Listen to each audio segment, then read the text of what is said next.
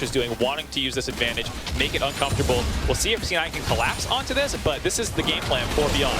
Blabber smoked that Crocdo Fudge now here. They're going to collapse. Husha in trouble. Blabber already dealing a lot of damage. Lilia going in there trying to spin the branch around, but it's Blabber that finds first blood. No. And Leon's on the menu for second, and it's a tragedy. Mark C as Fudge takes the second kill. Brewing here in the mid lane as Kino has roamed up here on the Amumu. Vulcan level 4 also at the ready. Perkz going in for it.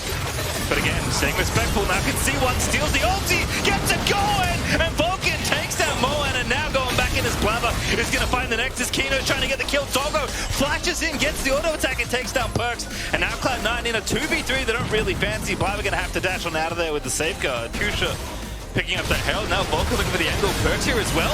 See the first lands on a Husha, but the ulti's really nice. Fudge follows up, but the damage is massive. Yone back in as Blabber does actually get the kill. But Yone going to snap back as Leon takes down Fudge. Now Blabber's completely trapped, and will get picked up there as Beyond Gaming trade 2 for 1.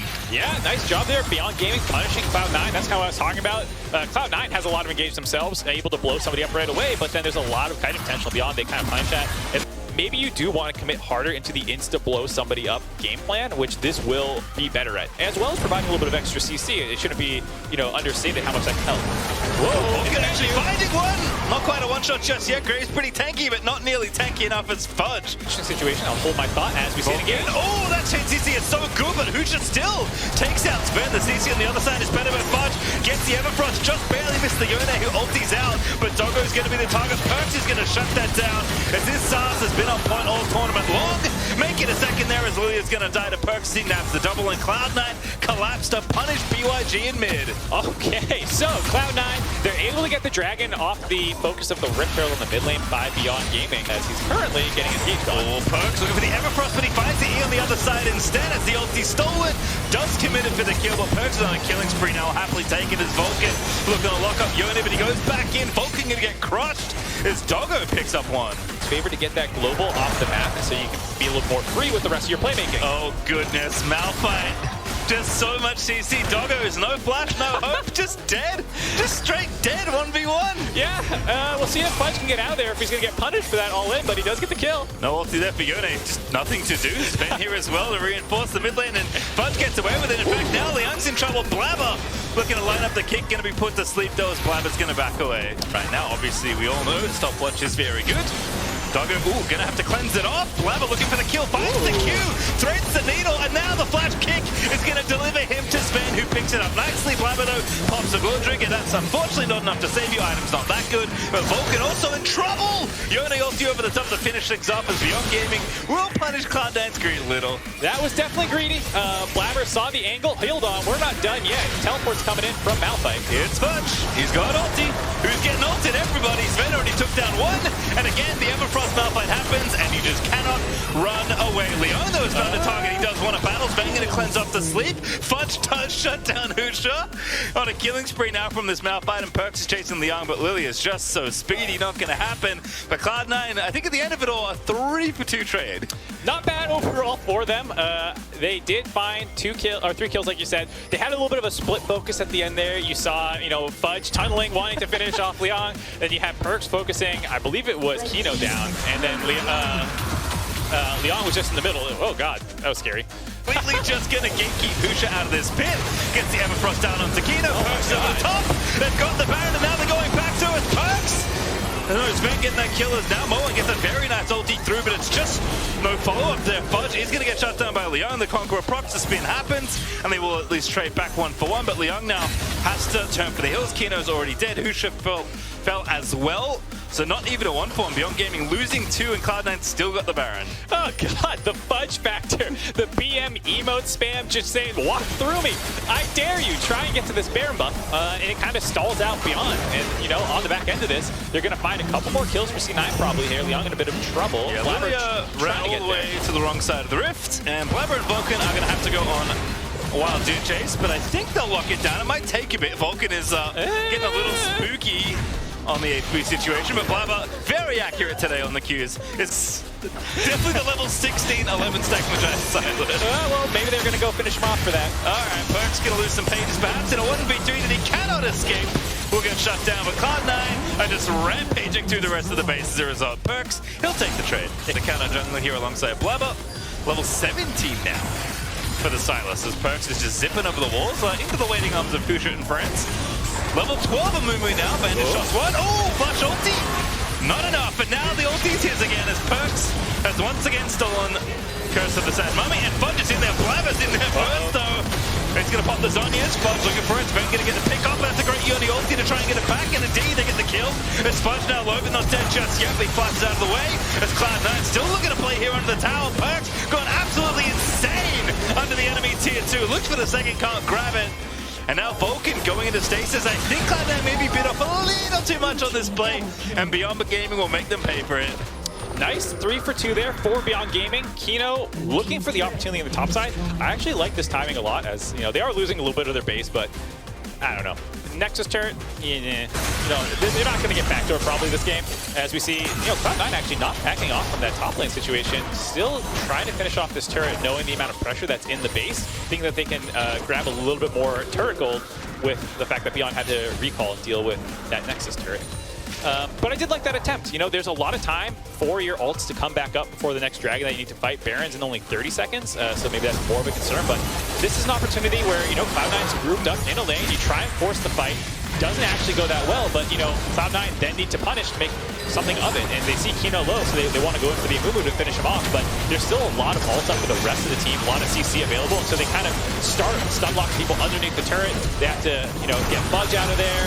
Blabber dying early. Perkz goes in to start finishing off some low people, but again, starts getting CC'd up under the turret.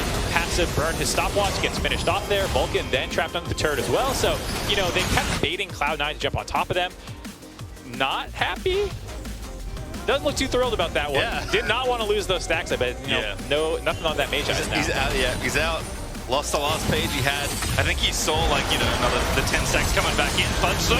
Oh my goodness, poor Kino. Just deleted his, Yone, sorry. He's going to go back in and find a few. Blabber low, but not dead just yet. But Vulcan also bleeding as Fudge. Trying to play defense, but Beyond Gaming fighting back here. Cloud9 have to be a little more cautious in these stroke points. Yeah, Doggo really punishing that engage. Doesn't actually get a kill, but drops multiple members super low. Forces the Guardian Angel off of Blabber there. So, able to kind of withstand that engage. They did blow up Kino, and C9 want to transfer it into a Baron. We'll see if Beyond can actually contest this one. You can kind of see where Cloud9 are willing to throw caution to the wind though, right? They've got pressure in the bottom side from the top play. They can play aggressively here, keep the minions pushing and take Baron. So it's not, reckless engaging that Cloud9 are entertaining, but they are going in very frequently. No, this is exactly what you want to see. I don't want to make this sound like a criticism of the Cloud9 game plan. You have so many engage tools. You have so many opportunities. You have the map state in your favor so that even if they engage like that doesn't go 100% your way, you still get the kill. You still have the map pressure in the bot lane. You can grab the Baron on the back end of it. So this is what you want to see. You don't want to see, oh, we only take 90% plays. Go for the 60-40 like that and actually make some plays happen and keep the gas down. Yeah, credit to both teams for staying proactive. Beyond Gaming, though, slipping further and further out of reach for this game. Cloud9 up with the Soul Point now. They're up 6k. They've got a second Baron on the table. And already the bottom side of the Rift was pretty battered by Cloud9's last siege. That inhibits back, though, thankfully for them. But Fudge is once again asking to ult your teammates. As Vulcan does find the engage, Everfrost follows. Kino loses the ulti again. Blabber maybe trying to bait out the ulti, but doesn't find it. Finds another Q, though. Kicks him to death. And Cloud9 now in a 5v4 as Blabber finishes that off. Yeah, Kino was just stuck in the state of, well, I don't have a good target to go in on, but I don't want to blow my ult defensively because then I won't be able to contest the Soul Point. And he just holds it on until it's too late. Cloud9 pokes him down, kill him as the primary engager for Beyond Gaming. Once you take him out, it's a lot harder for them to find an opportunity. And now this might be a free soul. We'll see if they want to contest 4v5 or if they're going to keep Moyan on top side. It doesn't have TP, so it looks like they're just sacking it. Yeah, gonna go ahead and have to give that Infernal Soul over again. Your movement's not up for 10 seconds, not a lot you can really do. Perkz actually, the best Amumu on the Rift so far, is looking to line up another ulti once again. Fudge also could combine for a very classic Season 1 combo mark. Haven't seen it in a minute, but definitely plenty of wombo potential there as Cloud9 will finish off that inhibitor. They're going to retake mid here as well, crack that finally, and take down a second inhib here, and maybe just walk it in. Kino's back, but I'm not sure it matters. Yeah, he ended up losing his ult right as he died, so they still about like a 20-second timer or 15-second timer before he can go in here. And again, still holding on to theirs. Fudge, level 18. Perkz, level 18. Ready with some big ticket ultimates here. Only one extra Nexus turret to get through as well. Plenty of time left on this Baron. 45 seconds. Jeez, that is a long siege for Beyond to try and go in. And Blabber just finds the pick. It's Kino again. They're bullying the poor boy. And now Vulcan diving back in. Husha, though, is going to make him pay for it as Perkz dove in straight. As Sven is now dominating Perkz. He is going to die. Husha actually grabbed himself the double as Cloud9 tried to end the game but couldn't quite find it. 3v3 though. But they've run out of ulti, so I think Cloud9 going to have to leave. Yeah, they do stay alive here, getting another even fight. A lot of these, Beyond has done a great job of punishing the engages for Cloud9 once they go in and finding even kills. Not many of these fights have been clean aces. It's been very, very scrappy, and Beyond, despite the fact that they're able to largely come out even or slightly behind the fights, it's a lot of the map states that's making it so difficult. You're going even in that fight underneath your own Nexus turrets. Like, what do you do at the tail end of that? There's not much of an opportunity for you to get onto the map and start stealing camps away from Cloud9 or getting deep vision down, Like, there's just not much that they're able to do on the tail end of that. So while it's nice that they're able to stay alive here, they're still really on the back foot. Cloud9, thank you, observers. TP ward available. Double TP incoming. Call a shot. I'm very scared for Kino.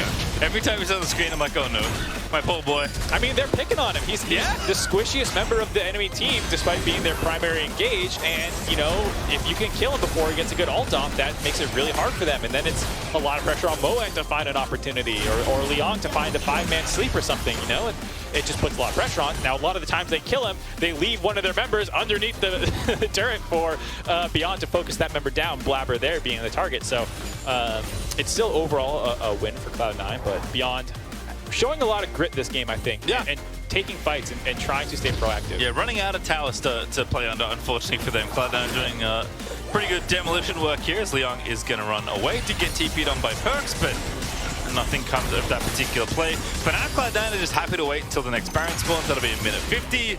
Sven forced to use the Mercurial, or I guess the QSS portion of that sword. It's very confusing. But does have to use it. Does have cleanse up still as well, so it should feel pretty safe. But again, C9 are just trying to get to that same map state, right? Where they can take risks and it doesn't really matter. And if nothing happens, then they'll go ahead and take an objective. As Perkz steals the only ultimate to get out of there. No, never mind. He's not going out. He only goes in. And now he's going to have to leave, but he goes back through the Infernal Soul, explodes the enemy Yone, and now Perkz looking to make the 1v2 into another 1v1 win, and Perkz will find the double in the 1v2 play, and Fudge is taking every tower shot in the lands as Sven demolishes for Husha and BYG. They can only defend for so long, but the ace is there, and Cloud9 are going to pick up their second win at Worlds. Cloud9 going 2-0 to start groups. Beyond Gaming dropping to 0-2, a tough start, but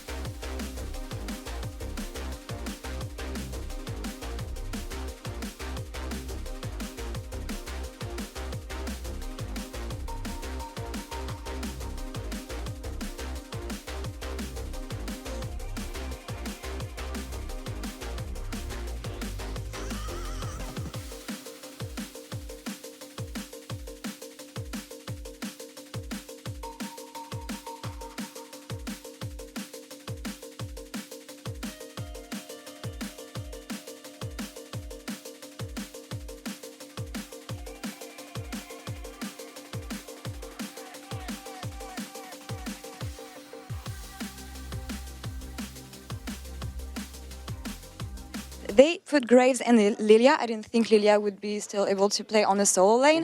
How did you adapt towards that and explain the Malphite last pick? Yeah, so Malphite last pick was mainly just because we thought it was Graves top. Yeah. And obviously Malphite was very good against their comp outside of lane. And we didn't expect them, well, we didn't really think about Lilia flexing to top lane because we haven't seen her a single time in scrims or solo queue or anywhere. Yeah. And although it is actually a really good flex by them, and it was a good adaptation by them in draft to actually put Lilia top lane. Yeah. And obviously it didn't go as well as it could have, but I do think that it was a pretty good adaptation by them. Yeah, and I want to touch on the mid game also because you were super ahead, but it feels like from 20 to 30 minutes it was a bit harder to take on the fight, especially with the Yone going in your way. How did you overcome that to get the win in the end? Well, I think at the end it sort of was us playing slower and just bleeding them out because usually like there was like 3 or 4 times where we tried to like dive them and then we like misplayed, got hit by a huge MF ulti, huge Yone, like a lot of Yone damage, Graves damage. So we sort of just started to play a bit slower and then they ended up in like they sort of like tried to kill Silas 1v2 and then Luca like 1v2 them in bot lane, which is like obviously the game-winning play. But I do think we would have ended up winning regardless. Yeah. It was a beautiful game from you guys in the end. And I also want to talk about you and your performance. You've been stellar so far at Worlds 2021.